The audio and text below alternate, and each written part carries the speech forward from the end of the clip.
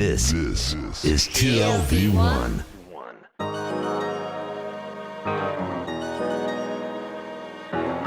The Tel Aviv Review.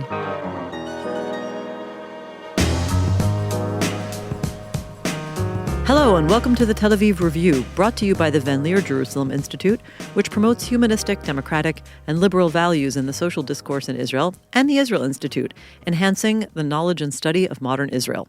If you like us, please join our community of supporters by giving to our Patreon campaign. You'll find it on our homepage, tlv1.fm/Tel Aviv Review. Scroll to the bottom and you'll see a big red button that says Patreon. Click and support us. Please, we're counting on you. I'm Dalia Shenlin. And I'm Gilad Halpern. Every week we'll be talking about books and research and other things that have caught our attention.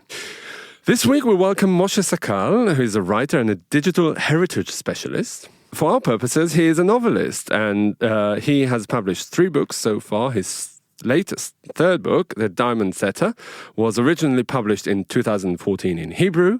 His first book translated into English by the acclaimed translator Jessica Cohen and published by The Other Press in 2018. Moshe Sakal, hello and welcome to the show. Hello. So the book is like a fabric comprising of separate threads that are woven into one. And these are Jewish Middle Eastern heritage, reinvented Israeliness, cross-border relations, and homosexuality. Tell us how these elements make up the story and a bit about the behind the scenes of all this. What drove you as a writer to weave them into one? Yeah, so indeed, these are some of the themes that my book deals with. And I think that the link to all these issues is the diamond. And before talking about the diamond, I would say that as a son of a jeweler, of a tzoref, as we say in Hebrew, you can't really translate it, and maybe we'll get to it later on, because it means someone who does craft, and also someone who puts elements together to create something. It may be a story. My storyteller in the book is also a tzoref, is like someone who's making not a jewel but a story.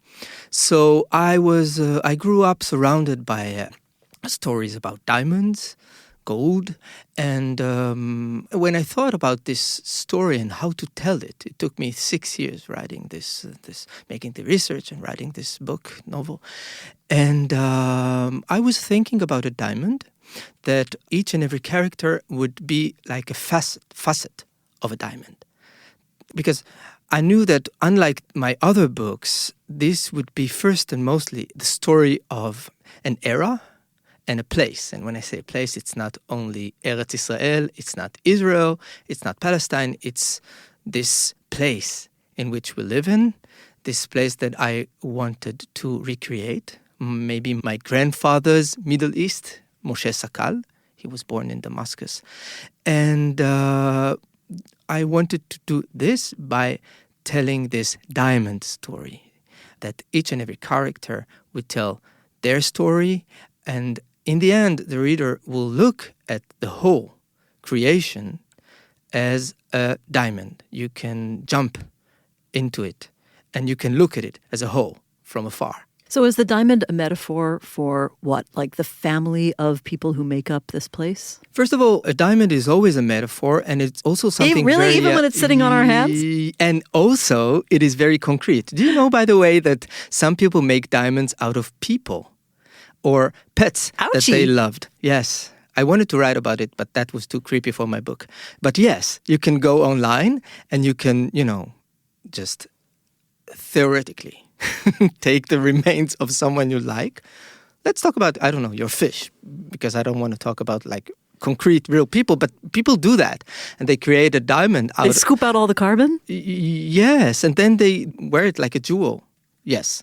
So it's very concrete even, yes. But when we think about it, I read all the famous stories about these diamonds, and the one I loved the most was the Hope diamond, the blue diamond, le Tavernier bleu, as it is called in French, because it was brought from India by Jean-Baptiste Tavernier, and then it belonged to Marie Antoinette. We know how she ended, and by English, indeed, and in the hands of English royalty, and then in the end, or towards the end, it was belonged to the Turkish Sultan Abdulhamid II, and he got rid of it because it was believed to be a cursed diamond. Well, look what happened to Marie Antoinette. Yes, She and all proved the it. others, and all the others. They didn't end well.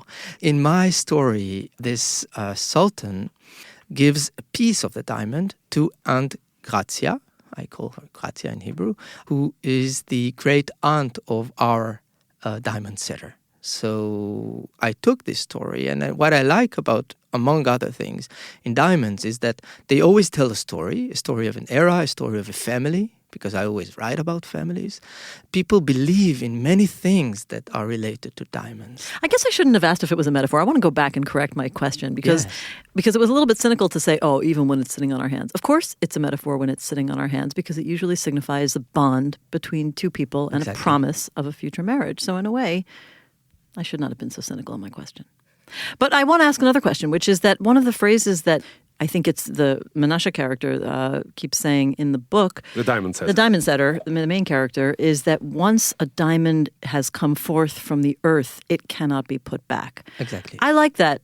And I feel like it's another metaphor for something, but I'd love for you to explain what you have in mind with that sentence. When you read all these stories, you realize that it's true. Because even there was a story in which people kill for diamonds, people torn bodies for diamonds. They do horrible things and they do gracious things.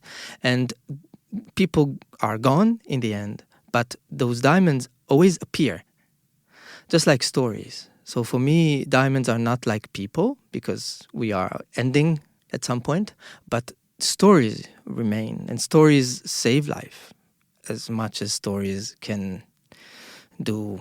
But to go back to what Danny just said, yes. I mean, the interesting thing about it is not only that diamonds outlive people, they also outlive certain situations and cultures and civilizations. And I think that this is what the book is telling so well, this story of how the diamond, is in constant transition. The diamond itself remains the same, yes, but the context around it is what changes all the time and is in some sort of interaction with the diamond itself. Exactly. And people take them and place them from one place to another, from India to France to okay, now we have to explain about Farid and his story and how, that diamond that was given to Aunt Grazia, the great aunt of the diamond setter, yes, ends up being brought into Israel by a Syrian man. Go on. You smuggled a Syrian into Israel and you have to answer for that. Well, first of all, I should say that people think, they claim sometimes that us writers, we can write about everything. Obviously, we cannot. Because you cannot just put whatever pops into your mind in your book because people would say it's not plausible. What are you talking about? So I didn't dare writing this story because I wanted to get to Damascus. I wanted to see the homeland of my grandparents, of my grandfather Moshe Sakal. He always told me, grandson, Bni, someday I will take you to see my beloved hometown, Damascus. And first of all, he died when I was about 21. But now we see what happens in Syria. And, my father always calls me in tears when he reads and he sees what's happening there. And he's the only one who was not born in Damascus. All his siblings were. But for him, this is his people. So for him, he is in tears. But I didn't dare writing about Damascus. I read a lot about it. I didn't know what to do with it. I didn't know how to put this link. And the link was the diamond. But before the diamond, there was a story. One day I read in the news that a Syrian teacher, about 30 years old, crossed illegally the border, which we know is a very secured one, into Israel, in Majd al-Shams. And then he went to see the house of his grandparents in Jaffa, in Yafo. And this story shocked me. First of all, because he didn't belong to any movement. This was a personal act. That was very strong for me. Within one mere little step, he just erased this border. I didn't even dare erasing this border in my mind and writing about it. So this guy, this teacher, he went to Jaffa. He saw this house. Then he went to have lunch on Yehuda Amit Street, by the way, where I live now, in a Jewish Bulgarian restaurant. Because obviously you don't come from Damascus to Jaffa to eat hummus. So he went to eat the Jewish Bulgarian food. That's what I read. Then he spoke to people. Then he got interviewed to Arutz 10, I think. Channel 10. Yes, and to Ynet, I think, as well. It was years ago. And then he went to the police and he said, hello, I'm here. Do whatever you wish. Because once again... Well, he turned himself in. Yes, he turned himself in. And then I was... And maybe you're not even aware of what I'm telling. No one knows about it, even though if you Google it, you'll find it. And then the next day, I read that he was found safe in Damascus. So for once, I think they acted here reasonably, because I believe that they knew, and they were right, that if they keep him, he would become a symbol of the right of return of Palestinians. The biggest taboo. You obviously know that, but when I speak about this book in the United States, for example, I tell them that this is the biggest taboo, even for people from the left in Israel. So that gave me the courage.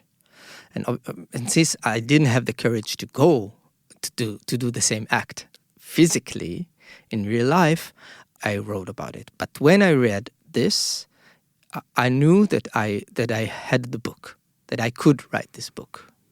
It's so interesting because to me, that story of Fareed seemed so implausible, and I'm amazed now that you're saying that it actually happened in real life. And I formulated this very highbrow question about how Menashe's story is like very down to earth and something that we Israelis all know, even those who are not from Mizrahi families like myself. Yet Fareed's story is so implausible. So maybe it's a combination between the hyper-realist and the fantastical, and how that I'm laughing. That's funny. I'm laughing that you saw that as an almost hyper-realist, almost magical realist touch to the book, because I read it and I thought, oh yeah, I think I heard something like that some years ago. I mean, I really didn't remember the item you're talking about, but it sounded completely plausible to me, if extremely unusual and unlikely. Yes. But I felt like it jogged something quite realistic. No, and I thought, also because, I mean, it wouldn't seem to me, even if the technical details were correct. I mean, he crossed the border, he took the bus to Jaffa, he spent some time here.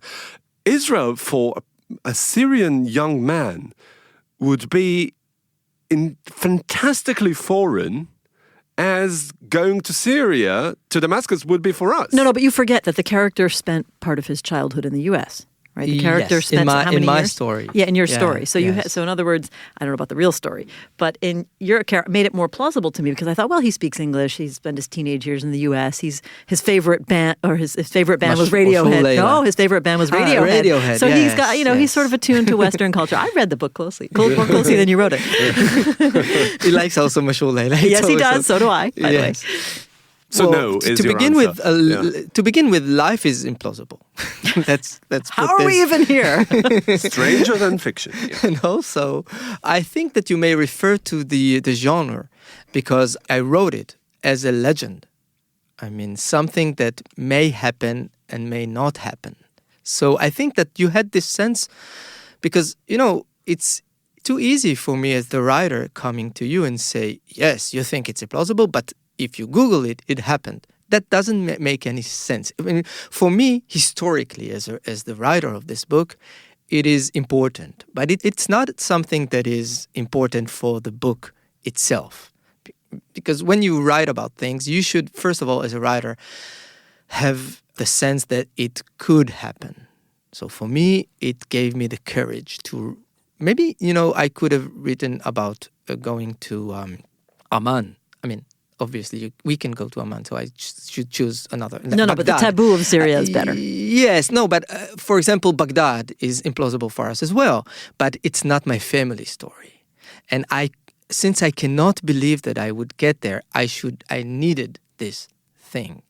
Once I had it, I wrote this story, and I wrote it as a legend, as a story that tells the story of this place as it could and maybe should have been. So to what extent is this autobiographical? Everything is real and everything is false. but it sounds like like a joke or, I don't know, a witty thing to say. But I truly believe that, because if you if you just count what's true, what's false, I go to public libraries and people read my books, and they always, when I show up, they have these lists. All right, so tell us first, true, false, true, false. So I tell them two things. First of all, I say, just take into consideration that today you can ask me one thing that is true or false, and I would answer. So just think carefully before you ask. But and you not don't a want the list. conversation to be hijacked by Yes, by and the then true or they false, in the question. end of the meeting they just forget about it, and then we No, move but I on. mean, But more sincerely, what I think is that sometimes people mistake writers with politicians. While politicians are obliged to transparency, we writers are obliged to mystery. Having said that, a lot of things in my writing are true. This is autofiction. I cannot and I should not today, luckily, translate that into Hebrew, but you can understand. It means that it has a lot more truth than in pure fiction, but this is not an autobiography. I do that not only to hide the things and to, not to harm people that are alive or dead, or the memory of people who are gone, but also because this is the game of literature. Not that the reader never knows what's true, what's false. Every time you reveal a secret, there's a bigger secret behind it. Okay, so you have these layers in the book where you write about characters, but then you step back from them and you have your own experiences talking with characters who are like the characters, even share the same names. And I have to say that I thought about Philip Roth because in Operation Shylock, he does the exact same thing. He talks about himself and real people, but then makes up another layer of semi-reality, non-reality with the same people with the same names, and you don't know which is real, and it's part of the game of literature. Who were you inspired by? Well, that's wonderful to begin with Philip Roth. Beginning, ending, everything, basically. But it's true that until recent years, I was mostly interested in European literature. Even also not Hebrew literature, by the way. The poets that I like the most are Hebrew poets, like Dali Rabikovich and Avot Yeshurun and others. But when it comes to fiction, to prose, I was raised, I would say, in Europe. My grandmother, Judith Prince, she was born in Cairo, but her mother tongue was French. And for her, she knew the French culture better than some of the French people that I know. And when I was 21, I went to Paris for 6 years. And ever since I read in French, so I like, to make a long story short, I love stories that tell us about families, mostly Thomas Mann, Buddenbrooks, and Sebald, when we talk about autofiction. So even we don't know, maybe it's pure fiction when it comes to Sebald, but you read it as an autofiction novel. Borges. So there's some magical realism in there. And many others, but if I should mention like three, and Proust, of course. I want to go back to what you said earlier about return and about being this political taboo. This is indeed a theme that is pretty central to your story, but still, to me it felt like it was somewhat stripped of its political implications in a way that it was like a very personal thing, more than political, more than collective. Do you agree with me? Did I read it correctly? I mean, how did you strike that balance between dealing with a very politically flammable issue while telling it in a very personal, individual, family-oriented way? It's very interesting. When you read the back cover of the Hebrew edition, you don't see the main themes of the book. I don't know. This was Keter Publishing House. They took the book, they loved it, and they promoted it very well. Nevertheless, you don't see words like right of return, you don't see words like polyamory and love triangles of a Jewish couple and a Palestinian woman from Jaffa. Yeah, you have to take it up with the marketing department. Well, I think that... with the Minister of Culture. Yeah. The English edition, and in terms of the marketing, may have been more audacious, you say? Audacieux? Audacious. Audacious. Yes. You have to have more audacity of hope. That's what I like about, when I take words that I know in French and that I just put them in English, and then Makes it it so works. easy to fake speaking French. Exactly, that's how I learned French. Yeah. That's why it took me, among other things, that's why it took me 6 years to write this book, because I knew that these were controversial themes to deal with, and I was also afraid. Now, when I think about it, it was too audacious for me to write it, to be afraid of. I mean, when the book was published, no one talked about these issues. They talked a lot about diamonds, about family stories, about my family, about Damascus and Tel Aviv and Jaffa and so on and so on. But they didn't see, like in the second chapter, he goes to Jaffa from Damascus. He speaks about the right of return of Palestinians. I mean, not the right in political terms. Well, that's what I was going to ask. I mean, maybe the fact that this is something that is easily digestible for Israelis is because it's all a personal story, and there's almost no collective element. He's not a political, spokesperson for right of return. Yes. There's nothing collective about it. Do you think that maybe Israelis, go beyond your book, maybe Israelis can handle it as long as it's an individual matter? Yeah, maybe as long you as it's went not a too collective far political in claim. depoliticizing it. I wouldn't accuse him of that. We'll start with the Okay. first question, and then we can talk about whether you went too far in depoliticizing it. I think that most Israelis just didn't see it. Many people read the book, and they just, for us, in order to live nowadays in Israel, means ignoring many things, not seeing many things. There are a lot of things we didn't see in 48 either. Yes, and I know that this is something that we had to do in order to survive as citizens, as people who have families and dreams and hopes, and also as writers. So I had to have this courage to write this story, but then I was very afraid, and then when the book came out, I was relieved in a way, but disappointed in a way, because maybe I thought that it would create a sort of a debate about these themes, which was not the case. I speak about it much more freely in the States, but it is also maybe related to me. I feel more comfortable being far away from the Middle East, speaking in English, which is the case today. This is a very special opportunity for me to speak about this book in English in Tel Aviv with you guys. So yes, I think it's also a question of temperament. This is my temperament. When I have something to say, I write an article in Haaretz, for example. I don't think that literature changes people in this perspective. You don't read a book and say to yourself, okay, I'm going to vote for the right. I'm going to vote for the left. If you do, it's probably a bad book. But I think that literature does change people, but in a much more subtle and profound way.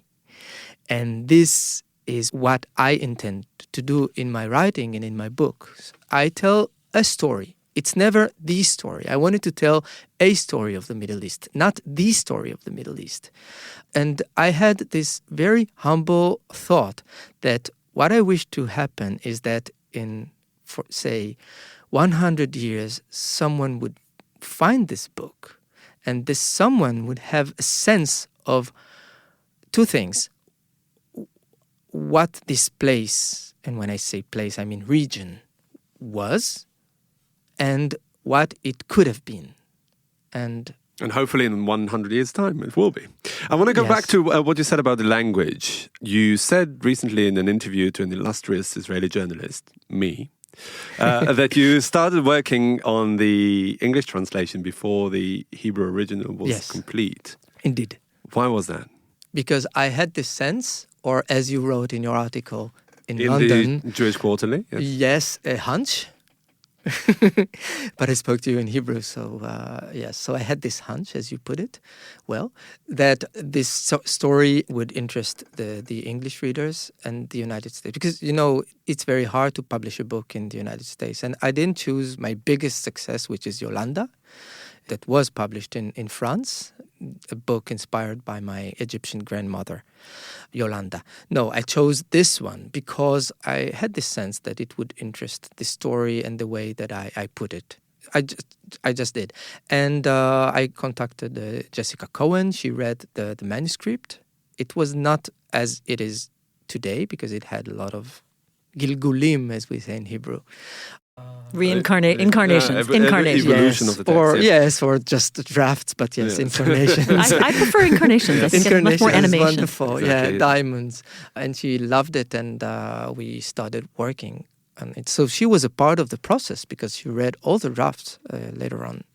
And I had this crazy idea that it would be published in the States, and that happened. But do you think that it's because it's easier to talk about this implausible, sorry again to come back to this word, implausible situation that is, can hardly come about in the Middle East today?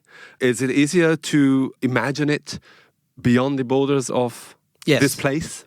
Absolutely, yes. And I meet with a lot of people. I've been to the United States twice this year. First when my book came out, and now I came back from a book tour of 1 month and a half, 10 flights. I've been almost all over the place and met with many people, and it was fascinating. What I like very much in the States nowadays, obviously they have their own problems, as we know, but you have these enclaves of openness, and I feel that there I can speak my mind and I can say whatever I wish. And in Israel, it's not the case. First of all, I have this auto-censorship because I always think that someone in the crowd knows me, knows my family. Are you sure it's not just because you feel more anonymous in the U.S.? Yes, and also as a gay writer, I speak much more openly in the States. So to begin with, I blame myself. It's not a sin, it's not a crime, but yes, so it's me to begin with. But also I think that I have the sense in the States nowadays that when I go to universities, I go to give talks in libraries and bookstores, people are open not only to hear, for them, for Americans nowadays, or many Americans that I speak with, diversity is a value, is something that you search, and it's something that you look up to in life and in reading and writing. And I like it very much because I lived for years in France, and there it's the opposite. I mean, people are obviously, I meet with wonderful people when I go to France and I meet my audience, but my readers. But in France, they wouldn't like to talk as a gay person. They don't. Even the word Jewish, juif, is like a curse, not because of anti-Semitism, but because it is a ghetto, not a Jewish ghetto, but any ghetto. You should be, so if you're French, you should be Republican, you should be like everybody else. Obviously, for example, you should not believe in God, and et cetera, et cetera. It's funny that you think France is conformist because I moved here from the U.S. 22 years ago, and I still suffer from what I feel is excessive conformism in Israel. Yes, well, we have conformism, There's no, a lot. You did say that there's enough for everybody. Yeah, you did say that America is a lot easier in this sense than Israel. Yes, they cherish diversity, and I like it. I can speak because when I speak in front of my American readers, I can speak as an Israeli, a Jewish writer, a gay writer, and still remain myself, being someone who is complex, not a cliché. Have complicated and complex ideas that you cannot assume before speaking to me, and I like that. Let's hear it for complexity. Absolutely. Thank you. That's Moshe Sakal talking about his latest book, The Diamond Setter, now available in English from 2018 onward. Thank you for being on the show. Thank you. It's been a pleasure. And thanks to Gizem Ozdemir, our sound engineer, and Itai Shelem and Georgia Foscarini, our producers, and to the Van Leer Institute and the Israel Institute for their generous support. Now a request. Many or most of you listen to us on the Apple Podcasts app, and we'd like to ask you to please consider writing us a review. You too can support us by going to our website, tlv1.fm/Tel Aviv Review, and subscribing on our Patreon campaign. Please check out our archive with about 500 interviews. If you like us, please also like us on Facebook. We're called the Tel Aviv Review Podcast, Ideas from Israel. Follow me and Gilad on Twitter, and join us again next week for another edition of the Tel Aviv Review. And until then, goodbye.